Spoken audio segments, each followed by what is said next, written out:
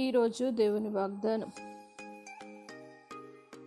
ప్రకటన గ్రంథం 1వ అధ్యాయం 18వ వచనం. నేను మొదటివాడను కడుపటివాడను జీవించువాడను, మృతుడనైతిని గాని ఇదిగో యుగ యుగములు సజీవుడనై ఉన్నాను, మరియు మరణము యొక్కయు పాతాళ లోకము యొక్కయు తాళపు చెవులు నా స్వాధీనంలో ఉన్నవి.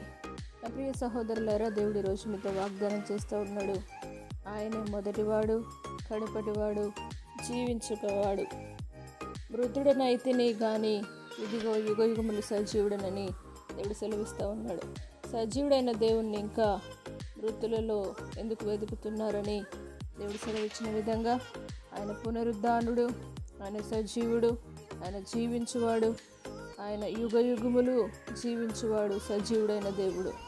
మరణం యొక్కయు పాతాళ లోకపు తాళపు చెవుల యొక్కయు ఆయన స్వాధీనంలో ఉన్నట్టుగా మనం చూస్తూ ఉన్నాం. కాబట్టి ఆయనే ఆల్ఫా ఒమేగా అయిన వాడు, మొదటి వాడు, కడపటి వాడు గనుక ఆయనను ఎల్లప్పుడూ స్తుతించడానికి ఆయన సన్నిధికి రండి. ఈ దినం ఆయన పునరుత్థాన శక్తిని పొందుకొని గొప్ప అభిషేకంతో ముందుకు సాగుదురుగాక. ప్రార్థన. పరిశుద్ధుడా, నమ్మదగిన దేవా, ఈ పునరుత్థాన దినాన ఈ సన్నిధిలో నీ పాదాలు పట్టుకొని అడుగుతున్నాం.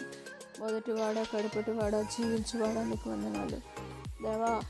మృతుడనైతిని కానీ యుగ యుగములు సజీవుడనని సెలవిచ్చి సమాధిలో నుండి తిరిగి లేచి మరణపు యొక్క పాతాళం యొక్కయు తాళపు చెవులు మీ స్వాధీనంలో పెట్టుకొని మరణపు ముళ్ళును విరిచిన దేవానికి వందనాలు. ఈ పునరుత్థాన శక్తి చేత మమ్మల్ని కూడా నీ యొక్క శక్తి చేత ప్రతి ఒక్కరిని మీరు నింపి అభిషేకించి నీ పునరుత్థాన బలముతో ముందుకు సాగుటకు సహాయం చేయమని యేసు పరిశుద్ధ నామమును బట్టి అడిగి వేడుకుంటున్నాము తండ్రి. ఆమేన్. దేవుడు మిమ్మను దీవించును గాక.